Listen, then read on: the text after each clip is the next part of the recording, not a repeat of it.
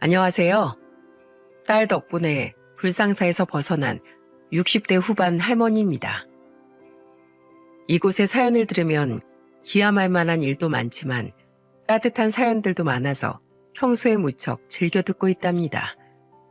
다른 분들의 기적 같은 이야기나 가족 간의 끈끈한 사랑 이야기를 듣다 보면 어지럽던 제 마음도 함께 편안해지는 기분이 들거든요.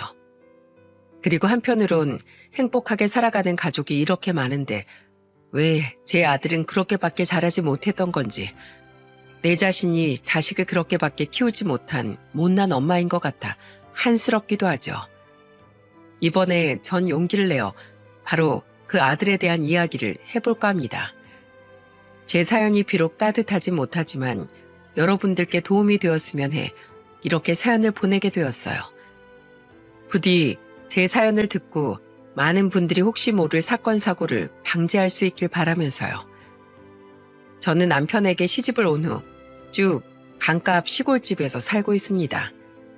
집 바로 옆에 큰 값어치가 없는 땅에서 작은 농사를 지으며 말이죠.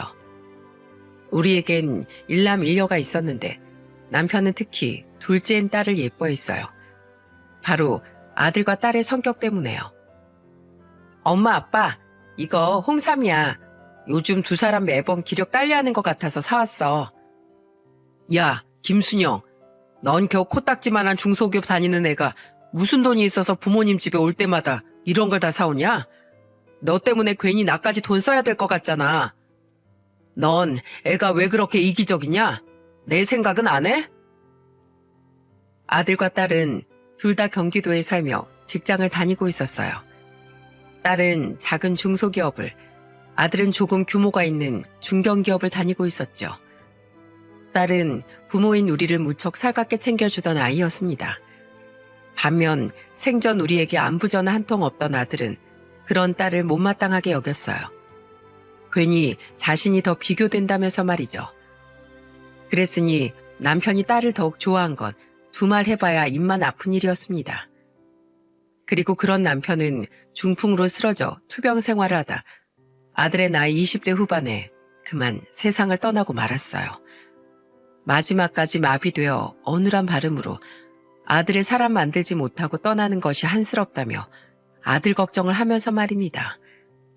딸은 나이 30에 아들보다 먼저 결혼을 했습니다. 딸과 다른 중소기업에 다니고 있던 사위는 유쾌하고 마음 따뜻한 사람이었어요. 장모님, 이번 주말에 저희랑 바다 가서 회도 먹고 바람도 쐬고 오지 않으실래요? 홀아버지 아래서 자란 사위는 저를 보면 어릴 적 돌아가신 어머니 생각이 난다며 제게 무척 잘했습니다. 혹시 딸 부부에게 부담이 될까 제가 한사코 거절하는데도 사위는 일부러 더 자주 찾아와 혼자 무료하게 지내던 제 말동무가 되어주고 절 데리고 산이며 바다며 바람을 쐬러 다녔죠. 솔직히 남편 잃고 시골에서 혼자 살아가느라 많이 외롭고 우울하던 차에 사위의 그런 행동은 무척이나 고마웠습니다. 그런데 아들은 그런 사위가 못마땅했던 모양이더군요. 아주 다들 효자나셨네. 먹고 살기가 덜 팍팍한가 보지? 이 집에선 예전이나 지금이나 나만 왕따네 왕따야. 방연아, 왜 말을 그렇게 하니? 말을 못되게 하면 대가는 언젠가 너에게 고스란히 돌아오는 법이다. 아들은 자기 여동생에게처럼 사위에게도 자격지심을 느끼는 것 같았어요. 전 그런 아들을 나무랄 수밖에 없었고 아들은 날이 갈수록 의기소침해졌죠. 사위는 자신 때문에 아들과 가족 사이가 틀어지는 것 같아 괜히 걱정을 하더군요. 그럴수록 딸은 자기 오빠를 더욱 못마땅하게 여겼습니다. 냅둬. 오빤 예전부터 내가 부모님께 잘하는 거 싫어했어. 자긴 그만큼 하고 싶지 않은데 내가 부모님께 잘하면 자기하고 비교된다면서 말이야. 나 같으면 내 부모님께 잘해줘서 고맙다고 당신한테 엎드려서 절이라도 하겠다. 오빠는 어쩜 저렇게 날이 갈수록 못나죠? 순영아, 아무리 그래도 네 오빠에 대해 그렇게 말하는 거 아니야. 저는 자꾸만 가족들 사이에서 겉도는 아들을 보며 마음이 무거워졌습니다. 아들을 걱정하던 남편의 마지막 눈빛을 생각하니 더더욱 가슴이 아팠어요. 아들의 기가 조금씩 살아나기 시작한 건 아들이 30대 중반 나이에 결혼을 하면서부터였습니다. 딸이 손녀를 막 출산했던 해였죠. 어머님, 이거 베트남 커피예요. 신혼여행 선물입니다. 그래, 고맙구나. 내일 잘 먹으마. 부동산 공인중개사였던 며느리는 사소한 일에도 셈을 따지는 사람이었습니다. 신혼여행 기념품으로 사왔다던 베트남 커피는 저도 아는 제품이었어요. 동네 친한 여자들이 여행을 갔다가 기념품이라고 대량 사왔던 저렴한 제품이었죠. 하지만 선물엔 가격보다 담긴 마음이 중요한 거라고 전 애써 좋게 생각을 하려고 했어요. 그런데 며느리는 자신이 메고 온 가방을 내보이며 자랑을 하는 게 아니겠어요? 확실히 면세점이 싸긴 싸더라고요. 이거 보세요. 이 가방 완전 명품인데 비교적 저렴하게 득템했어요. 예쁘죠, 어머님? 새언니, 지금 저희 엄마는 스틱커피 사다 주고 새언니는 명품백 샀다고 자랑하시는 거예요? 저 커피 동네 마을회관 가면 다른 분들이 기념품으로 사온 거 아직 잔뜩 쌓여있는데 차라리 작은 립스틱이라도 하나 사오지 그러셨어요? 저는 딸의 허벅지를 슬쩍 꼬집었지만 손녀를 안고 있던 딸은 이미 불쾌한 표정을 숨기지 못하더군요. 그런데 며느리는 아주 태연한 표정으로 딸에게 웃으며 이렇게 말했어요. 에이, 아가씨는 저랑 동갑이시면서 너무 발상이 구식인 거 아니에요? 어머님이 이 시골 바닥 다니시면서 이런 명품백 필요하실 일이 뭐가 있어요? 게다가 제가 좋은 거 드린다고 어머님이 우리한테 돈 한 푼 더 보태주실 것도 아닌데 기왕 돈을 쓸 거면 제 자신에게 투자하는 게 낫죠. 집이 가난해서 자식 결혼할 때 한 푼도 못 보태주신 어머님이 명품백 메고 다니면 오히려 사람들이 욕해요, 아가씨. 뭐예요? 그럼 지금 우리 엄마한테 투자해봤자 나오는 게 없으니까 좋은 선물할 필요가 없다는 거예요? 그리고 우리 엄마가 돈을 못 보태주고 싶어서 못 보태줬어요? 투병하다 돌아가신 아빠 병원비, 요양원비 전부 자식들한테 부담 안 주려고 없는 살림을 혼자 감당하시다가 형편이 더 어려워진 거 오빠한테 못 들으셨어요? 아, 말이 그렇다는 거죠. 저 부동산 일하는 거 아시잖아요. 이쪽 일 하려면 셈이 아주 정확히 하다 보니까 저도 모르게 그만 득실을 따지는 게 버릇이 되어버려서 투자란 말에 비유했을 뿐이에요. 괜한 오해 마세요, 아가씨. 설마 아가씨 선물을 하나도 안 사왔다고 저한테 서운해서 투덜대시는 거 아니죠? 그런 거면 완전 놀부심보예요. 아가씨는 아가씨 결혼할 때 저한테 선물 같은 거 안 사다 주셨잖아요. 뭐 그땐 우리가 모르는 사이긴 했지만. 이 사람 말이 틀린 건 아니지. 가진 돈은 한정되어 있는데 과소비하는 것보단 딱딱 필요한 곳에 적당히 쓰는 게 훨씬 현명한 거잖아. 넌 왜 괜한 말을 해서 일부러 신경 써서 선물 사온 사람을 무안하게 만들어? 세상 모든 사람들이 다 너랑 윤서방처럼 낭비벽이 심한 줄 알아? 여보, 괜히 기분 상하지 마. 알았지? 제가 원래 예전부터 남 생각은 안 하던 애야. 아주 쿵짝이 잘 맞는 아들과 며느리 언행에 딸과 사위는 기가 막힌 표정을 짓더군요. 반면 아들은 집안에서 처음으로 자신과 뜻이 맞는 사람이 생기니 아주 기고만장해져 있었죠. 저는 분위기를 정리하고자 아들과 며느리에게 이렇게 말했습니다. 그래, 사람마다 생각하는 게 다를 수 있으니까 너희들 말은 이해하마. 다만 세아가 이거 하나만은 명심하렴. 넌 네가 셈이 빠르고 논리적이라고 생각하나 본데 지금 네 말과 행동은 무례한 거다. 예의란 때와 장소에 맞게 말과 행동을 가려서 할 수 있는 지성이야. 앞으론 말을 하기 전에 머릿속으로 뱉어도 되는 말인지 먼저 곰곰이 생각해 본 뒤에 그때 말을 하렴. 그리고 방연히 넌 그놈의 말 때문에 예전부터 나랑 네 아버지한테 몇 번이나 혼이 났지? 결혼했으면 전과 똑같이 어리게 굴지 말고 이젠 성숙해질 줄도 알아야 한다. 제발 부탁이니 마음을 좀 넓게 써. 제 말에 며느리와 아들은 입을 삐죽이더군요. 그리고 두 사람은 저희 집에서 밥을 먹는 둥 마는 둥 하더니 이내 집으로 휙 돌아가 버렸죠. 딸은 아주 끼리끼리 잘 만났다며 옆에서 혀를 찾고 사위는 제 속이 상했을까 걱정이 됐는지 제 손을 잡아주더라고요. 하지만 이후에도 며느리와 아들의 돈 타령은 계속됐습니다. 처음에 제게 욕을 먹어서인지 며느린 제게 대놓고 무례한 말을 하진 않더군요. 하지만 제게 직접 대고 말을 하지 않았다 뿐이지 며느리는 누가 봐도 저 들으라는 듯 푸념을 해댔어요. 아, 허리야. 아휴, 내가 어쩌다 이렇게 돈도 없고 별 볼 일 없는 집에 시집을 와서 이 고생이지? 당신 진짜 나한테 잘해. 나 정도 외모에 이 정도 능력이면 충분히 더 잘난 남자 만나서 시집 갈 수 있었다고. 이전 다 당신이 붙여. 아, 짜증나. 아휴, 많이 힘들지? 알았어. 내가 다 할게. 당신은 쉬고 있어. 나도 이런 집에서 태어나고 싶었겠냐? 누구나 다 돈 많은 집에서 태어나고 싶지. 내가 능력이 안 돼서 당신을 너무 고생시킨다. 미안해. 나도 이런 깡시골에 있는 집 정말 지겨워. 어릴 때부터 정말 싫었다고. 저를 더욱 화나게 했던 건 며느리의 말보다 며느리의 비위를 맞추려 내뱉던 아들의 대답이었습니다. 저는 나무를 묻히고 있던 비닐 장갑을 획 벗고는 전을 붙이던 아들과 며느리의 손에서 뒤집개를 뺏어들고 소리쳤어요. 이것들이 사람 면전에 대고 뭐라고? 이런 집에서 태어나고 싶었겠냐고? 별 볼 일 없는지? 하기 싫으면 하지 마. 가난한 이 집이 싫으면 제사도 지내지 말고 아예 명절이라고 찾아오지도 마라. 알았어? 저는 화가 나서 씩씩댔어요.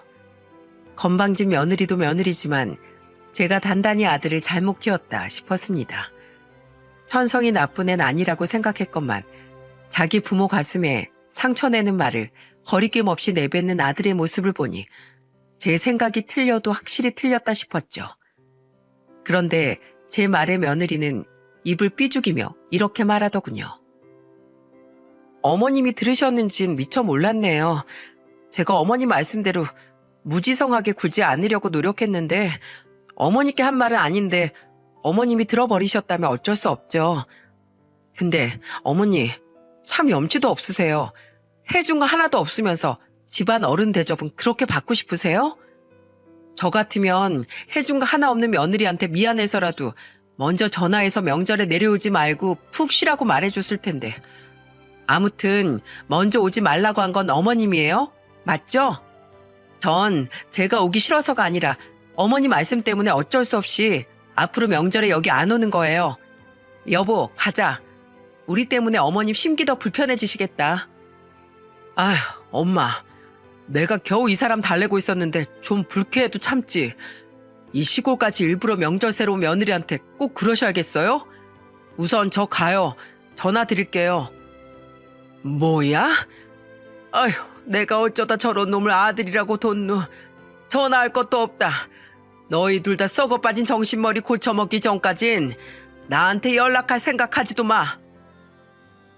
아들은 곤란한 표정을 지으며 며느리를 쫓아나갔습니다.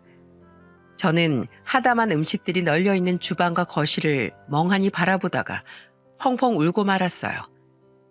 아무리 가난하면 부모 취급도 못 받는 세상이라지만 금이야 오기야 키웠던 아들이 저런 형편없는 인간으로 자라서 그보다 더한 배필을 만나 똥밭에 구르고 있는 꼴을 보니 우라가 터져 죽을 것 같았죠. 다음날 사돈댁에서 곧장 저희 집으로 온 딸과 사위는 전날 있었던 일을 듣고는 화를 참지 못했습니다. 뭐? 그걸 그대로 가게 내버려 뒀다고? 엄마 혼자 남은 음식들도 다 하고? 그럼 무릎 아픈 내가 쫓아가서 머리 끄댕이라도 잡으리? 그러다 내 무릎 먼저 나갈 일 있냐? 음식이야 평생 해온 거 혼자서 뚝딱 하지. 내가 이까도 얼마 안 되는 명절 음식 혼자 다 못해서 걔네를 시켰겠니?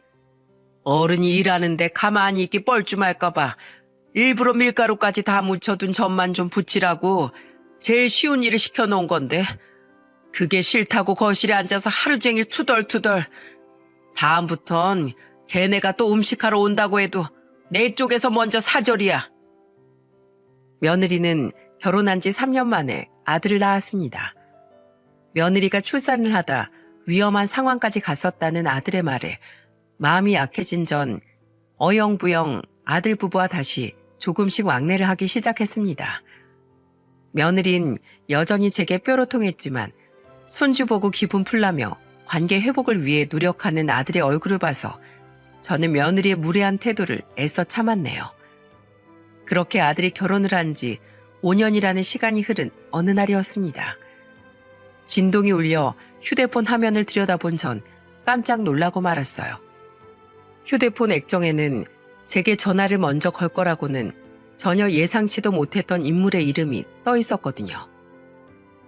어머님, 잘 지내셨어요? 그래. 어쩐 일이니? 네가 먼저 나한테 전화를 다 하고. 그 사람은 바로 며느리였습니다. 그런데 며느리는 웬일인지 굉장히 상냥한 목소리로 제게 사근거리더군요. 다름이 아니고요, 어머님. 제가 그동안 어머님께 잘못을 너무 많이 했던 것 같아서요.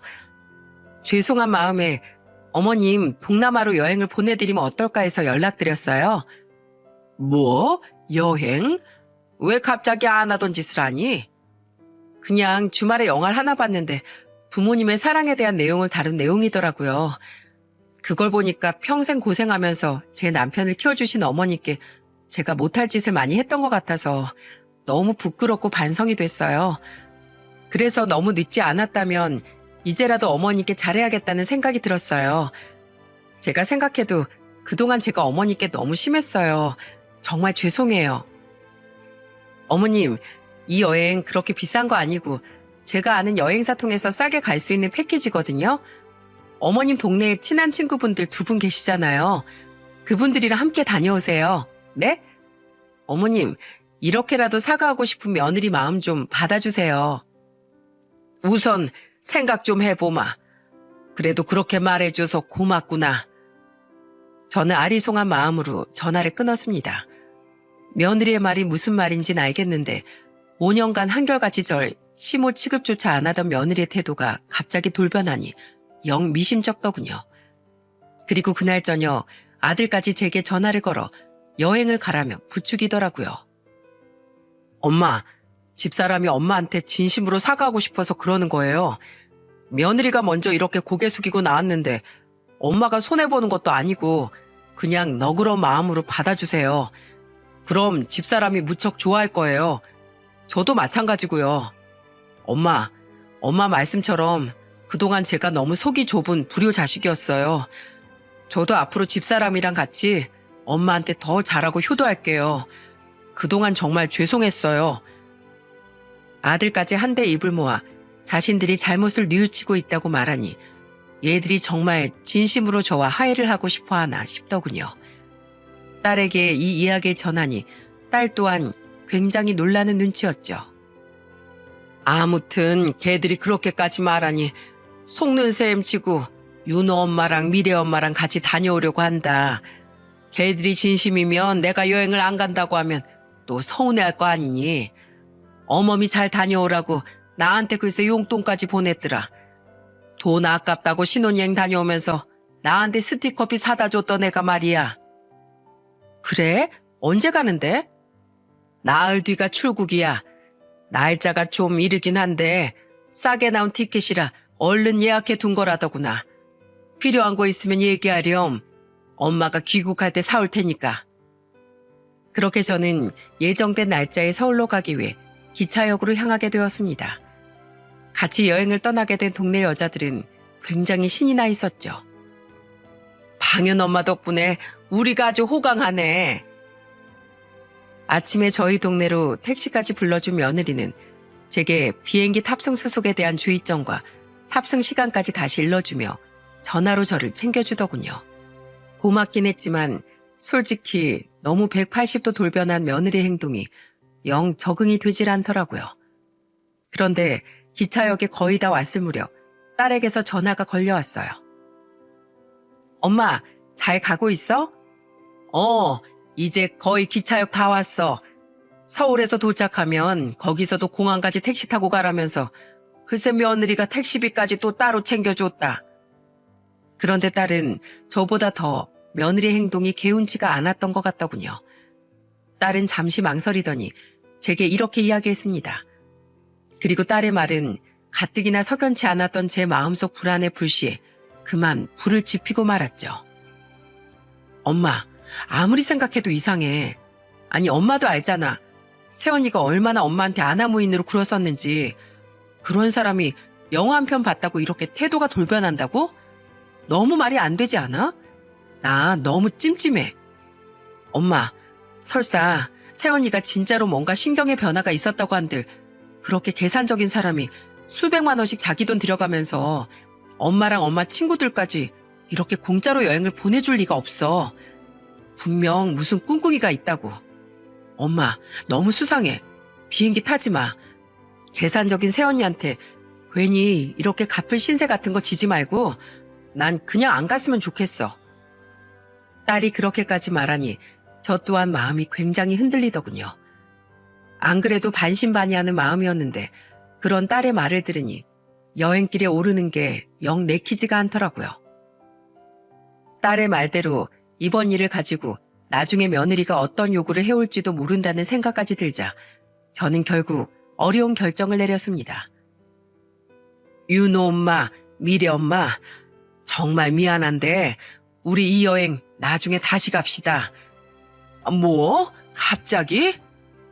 바로 딸의 말대로 이 여행을 포기하기로 한 거죠. 두 여자는 저를 보고 황당한 표정을 감추지 못했어요. 저는 그 두 사람에게 진심으로 사과를 했죠. 미안해. 아무래도 이번엔 집으로 좀 돌아가 봐야 할 것 같아. 조만간 우리 시간 내서 다시 여행 일정 잡읍시다. 그땐 내가 비용을 다 대지 못하겠지만 적어도 비행기 값은 내가 댈게. 뭐야 갑자기? 이러는 법이 어딨어. 공짜 여행 데려가 준다고 사람 들뜨게 할 땐 언제고. 그러게 여행 간다고 옷 사고 신발 사고 아침부터 화장까지 다 하고 나왔더니 이게 무슨 황당한 소리래? 정말 미안해. 집에 갑자기 피치 못할 일이 생겨서 그래. 내가 밥도 거하게 한번 살게. 옷가지들 산 돈도 내가 다 갚아줄게. 그렇게 저는 입이 대빨 나온 두 여자와 다시 택시를 돌려 집으로 돌아왔습니다. 미안한 마음에 두 여자를 각각 집 앞에까지 내려다 준 후에 말이죠. 그리고 집 앞에 도착한 저는 눈앞에 펼쳐진 기함할 만한 광경에 입을 다물지 못했습니다. 기사님, 여기 오라이! 오라이! 저희 집 앞엔 포크레인과 이삿짐 센터 트럭이 들어서 있었어요. 그 근처엔 안전모를 쓴 인부들과 각종 공사 자재들이 이곳저곳에 있더군요. 거기다가 절 제일 경악하게 한 건 바로 현장을 진두지휘하고 있던 며느리의 모습이었습니다. 자자, 안에서 이삿짐 뺄 동안 여기 담장부터 빨리 허물자고요. 시간 없습니다. 예, 너 지금 내 집에서 뭐하니? 저는 며느리를 보고 소리를 빽 하고 질렀어요. 그제야 절 발견한 며느리는 저를 보고는 까무러치게 놀라며 굉장히 당황을 하더군요. 어머니, 여기를 어떻게... 분명 아침에 택시 타고 기차역으로 출발하셨다고. 그러니까 내가 출발을 하든 다시 돌아오든 간에 지금 내 집에서 뭐하냐고. 저기요, 그 이사 박스들 뭐예요? 그걸 왜 내 집 안으로 들고 들어갑니까? 전 이제 막 도착해서 일을 시작하려는 것처럼 보이는 이삿짐 센터 직원을 향해 물었습니다. 그러자 이삿짐 센터 직원은 도리어 당황한 표정으로 말했죠. 네? 아니, 안에 있는 짐 전부 싸서 컨테이너 박스로 옮겨두실 거라면서요. 빨리 진행해야 한다고 일 의뢰하실 때부터 엄청 보채시길래 후딱 끝내려고 했는데 왜요? 뭐가 어째요? 하지 마세요. 내 집 짐을 나도 모르게 왜 빼겠다는 거예요? 당장 돌아가세요. 네? 하지만 저 사모님이... 저는 눈에서 불이 나올 것 같은 표정으로 며느리를 다시 획 돌아봤습니다. 며느리는 아무 말도 못하고 우물쭈물 하더니 제게 이러더군요.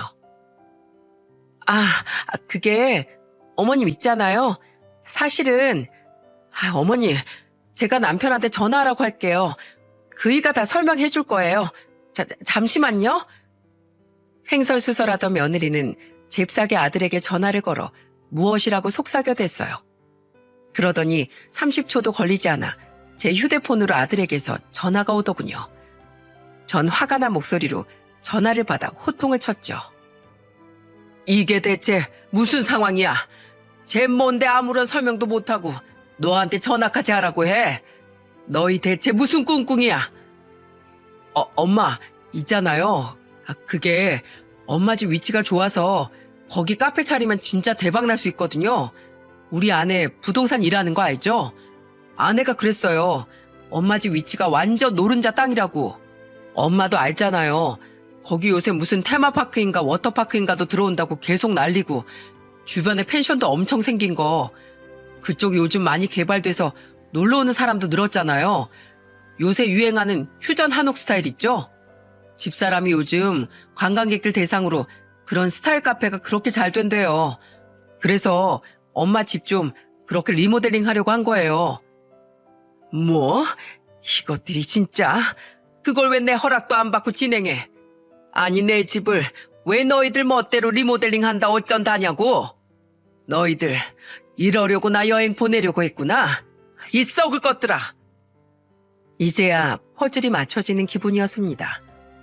맞아요.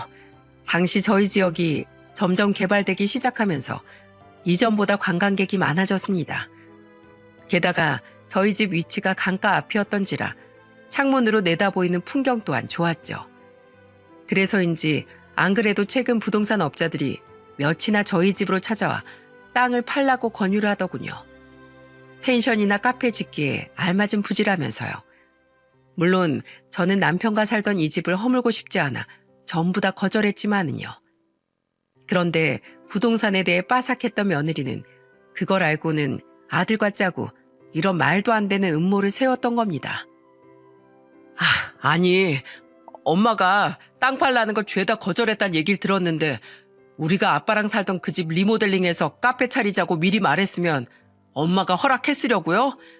거절할 거 뻔히 아니까 말 안 하고 우선 몰래 진행시키려고 한 거죠. 그러니까 왜 내 의사와는 상관없이 너희들 마음대로 카페를 차리냐고. 엄연한 내 집을. 이놈아, 내가 너 때문에 너무 한스러워서 죽어서도 눈을 제대로 못 감겠다.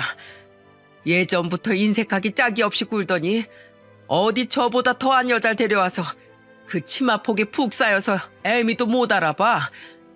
네가 어떻게 그 집을 탐을래? 그럼 난 어디서 살라고? 엄마, 솔직히 톡 까놓고 말해서 엄마도 나중엔 우리한테 고마워할걸요? 엄마가 돈이 있어요? 재산이 있어요? 가진 건 딸랑 그 집 하나가 전부잖아요. 카페에서 수익 나면 다달이 엄마한테도 생활비 좀 챙겨줄게요. 예? 읍내 작은 방도 하나 구해드릴게. 우선 거기서 살면 되잖아요, 엄마. 엄마, 아들 결혼할 때 엄마가 해준 게 뭐가 있어요? 그때 못 해준 거 이렇게 아들한테 좀 준다고 생각합시다. 예?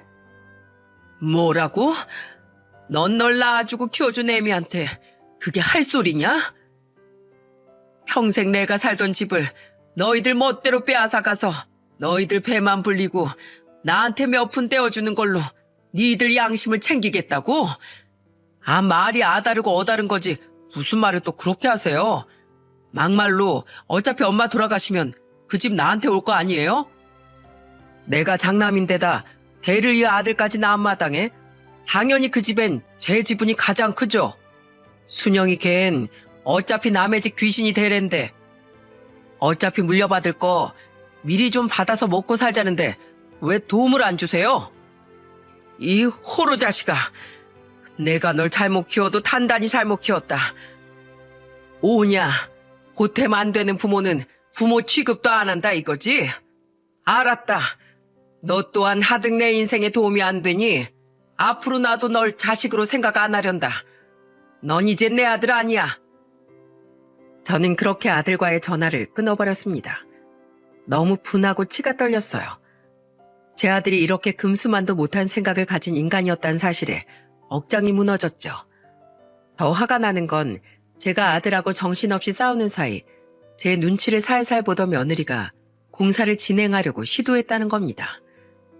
며느린 제 눈치를 보며 포크레인 기사에게 손짓을 하더군요. 며느리의 손짓에 포크레인 기사는 저희 집 옆에 담장을 허물려 포크레인을 운전하기 시작했죠. 그만두지 못해! 그 모습을 본 전 마당의 소화전 안에 있던 소화기를 꺼내들어 안전핀을 뽑았습니다. 그리곤 며느리와 포크레인 기사 그리고 인부들을 향해 미친 듯이 소화기를 뿌려댔죠. 이 애끼 연놈들아, 이거나 다 처먹어라. 어머니! 아주머니, 그만하세요. 그만하긴 뭘 그만해. 당신들 다 누구 허락받고 여기 왔어? 집주인 허락 없이 집이나 기물에 손대는 거 다 불법인 거 몰라? 다들 콩밥 한번 먹어볼래? 며느리와 포크레인 기사 그리고 인부들은 모두 혼비백산이 되었어요. 저는 생명을 다한 소화기를 그들 앞에 던져버렸습니다. 그리곤 곧바로 두 번째 소화기를 뽑아들어 며느리와 그들이 숨돌릴 틈이 없게 연이어 또다시 소화기를 발사시켰죠. 어머니, 그만요. 이래도 안 가? 다들 내 집에서 냉큼 사라지지 못해? 눈이 뒤집힌 저의 모습에 소화기 분말 범벅이 된 인부들과 포크레인 기사는 입에 담지 못할 험한 욕짓거리라며 모두 철수할 수밖에 없었습니다. 그 광경을 보던 이삿짐 센터 직원들 또한 혀를 내두르며 얼른 차를 빼서 사라졌죠. 머리부터 발끝까지 온통 새하얗지 며느리는 떼국물처럼 흐르는 눈물을 닦으며 엉엉 울더군요. 저는 혼이 나간 며느리를 보고는 이를 뿌득뿌득 갈았죠. 불려시 같은 년이 뭐? 영화를 보고 반성을 해? 사죄의 의미로 여행을 보내줘? 내가 살다 혓바닥에 뱀 수십 마리나 앉은 너 같은 앤 처음 본다. 엄마, 이깟 낡은 집 하나로 아들한테 도움 줄 수 있는 길을 알아내준 며느리한테 고맙다고 못할 망정 이게 뭐하는 짓이에요? 당신이 그러고도 부모야? 시끄러워. 내가 그러고 싶지 않다는데 왜 니들이 먼저 부모 노릇을 해라 마라 난리야? 너희들 나한테 뭐 맡겨놨냐? 너희 아주 끼리끼리 잘 만났다. 인간구실 못하는 것들끼리 아주 쌍으로 지랄이 났어. 경찰 불러서 쫓아내기 전에 얼른 안 꺼져? 어디 그 꼴로 수갑 한번 차볼래?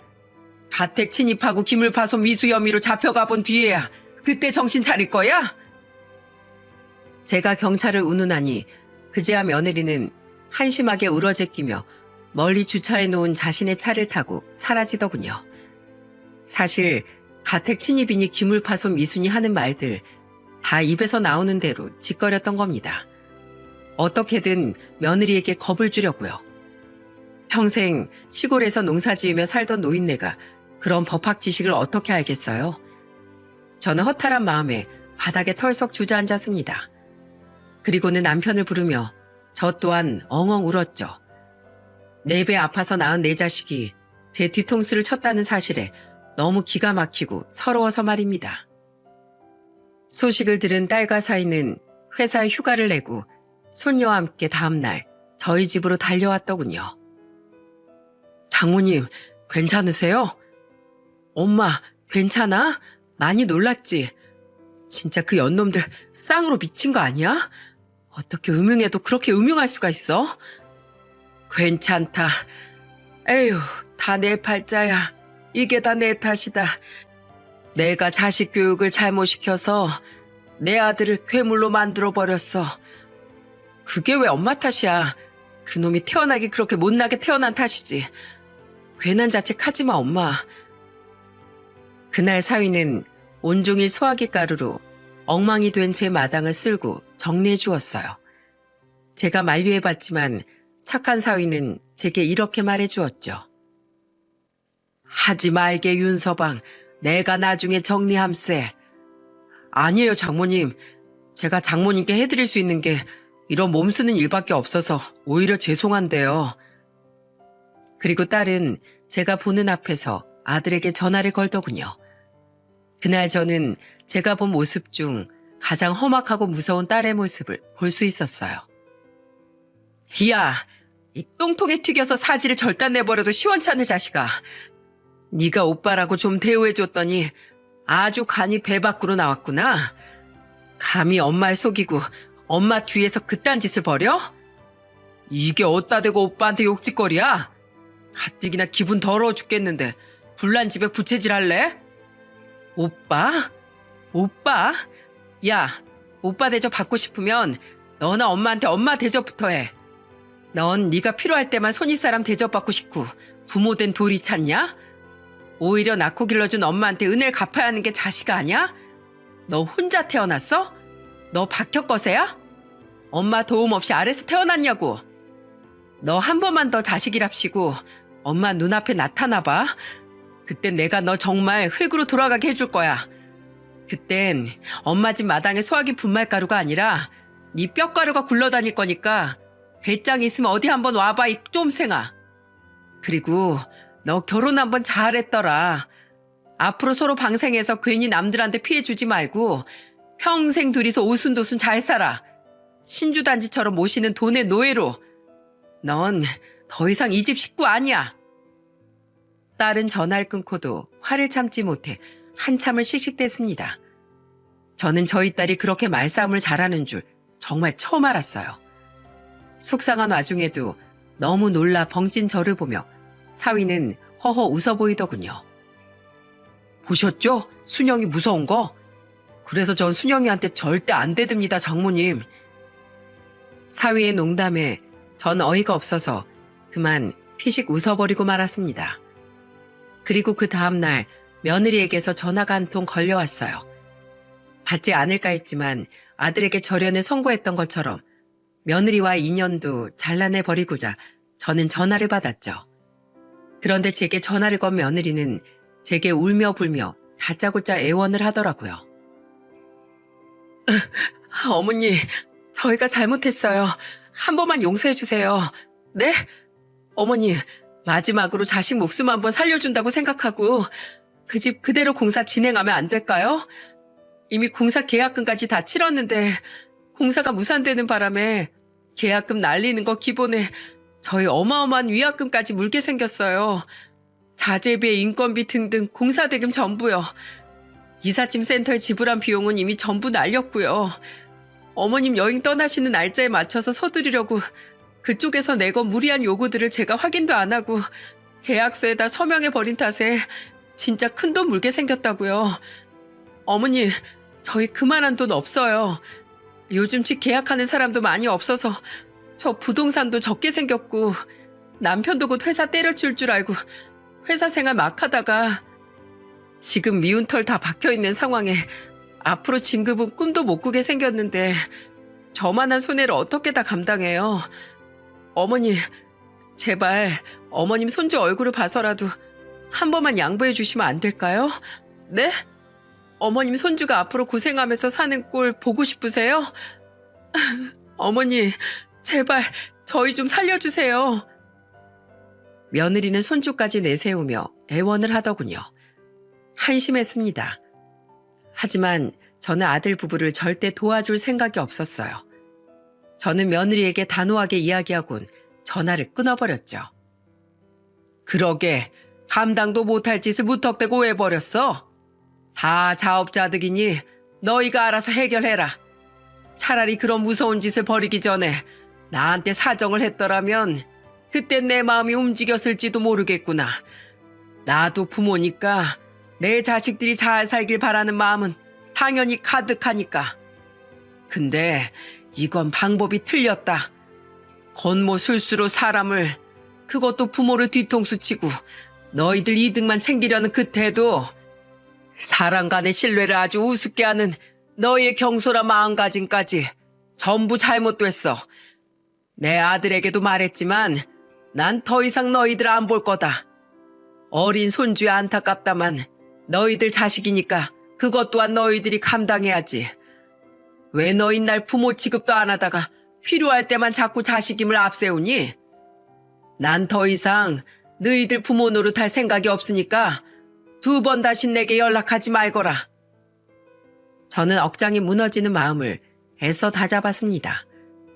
아무리 잘못을 한 자식이지만 자식을 내치는 일이 부모된 사람으로서 어찌 쉬울 수가 있겠어요.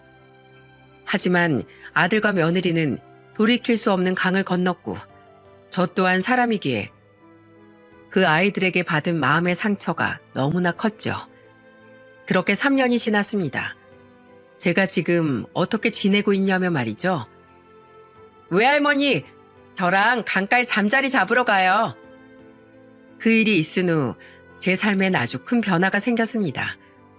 바로 저희 집 옆으로 딸과 사이가 손녀와 함께 이사를 온 거예요. 제가 작게 농사를 짓고 있던 값어치 없다던 땅을 기억하시나요? 바로 그곳에 딸과 사이는 작은 펜션을 지어 펜션 장사를 하며 그곳에서 살고 있어요.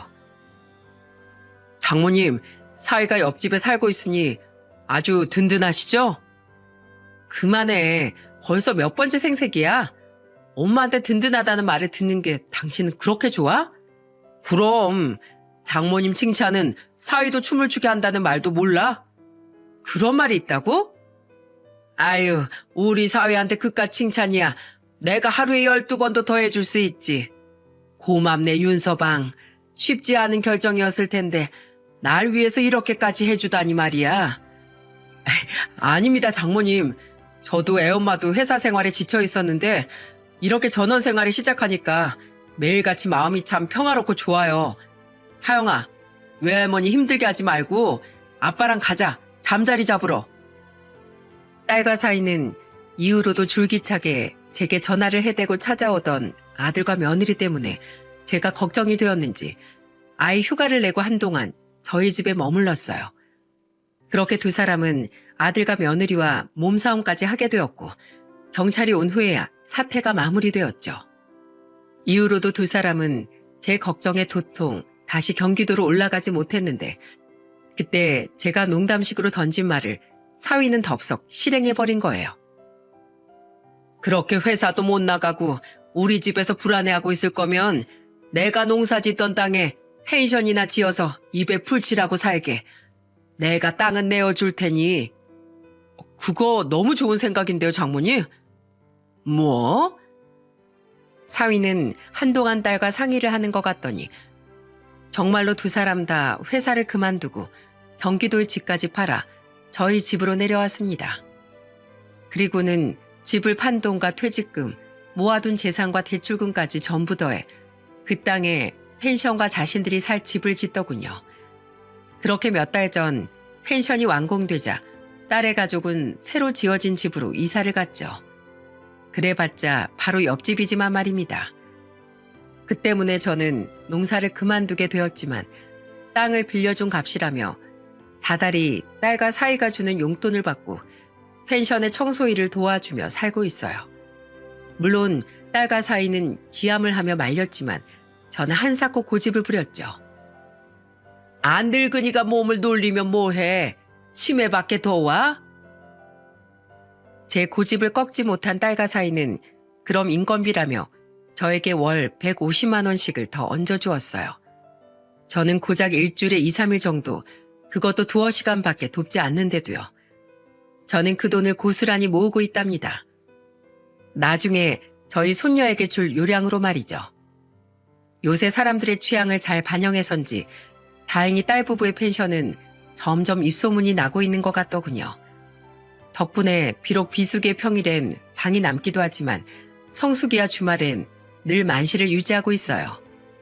펜션이 잘 되는 건 전부 딸 부부의 정성스러운 고객 응대와 내부 관리 덕분이죠. 1년 전 아들에게서 문자가 한 통 왔습니다. 엄마, 순영이네한테 집 옆에 땅 내어주셨다면서요? 예전엔 아버지가 그렇게 딸만 예뻐하시더니 결국 엄마도 똑같네요. 엄마한테 잘하는 자식이 아니면 자식도 아니라 이거죠? 아들은 쫄딱 망하게 해놓고 그렇게 예뻐하던 딸이랑 사이랑만 행복하니까 좋으세요? 정작 엄마가 망하게 한 아들 부분 지금 겨우 숨만 쉬고 살고 있는데요. 저희 안사람은 결국 불경기 때문에 부동산 접었어요. 공사 위약금 갚느라 돈도 엄청나게 날렸고요. 게다가 전 회사에서 단단히 찍혀서 앞으로 진급도 못할 텐데 외벌이가 돼서 어쩔 수 없이 눈칫밥 먹으면서 꾸역꾸역 회사 다니고 있어요. 자식 망하게 하고서 엄마가 두 발 뻗고 잠이나 주무시겠어요? 엄마 못 그러실걸요? 이런 저한테 미안하시면 한 1,000만 원이라도 좀 보내주세요. 나중에 더 후회하시기 전에요. 한숨이 나오더군요. 저에게 인연이 끊기고서도 아들은 끝까지 정신을 차리지 못했더라고요. 저는 쓰리는 가슴을 부여잡고 아들에게 마지막 문자를 남겼습니다. 그리곤 영원히 아들과 인연을 끊어버렸죠. 내가 널 내친 건 네가 인간된 도리를 저버렸기 때문이다. 해륜을 저지른 내게 난 조금도 미안하지 않다. 그때도 말했지만 네가 처한 상황은 모두 너와 며느리가 한 일에 대한 업보야. 그러니 난 너에게 1,000만 원이 아니라 1,000원짜리 한 장도 보내지 않을 거다.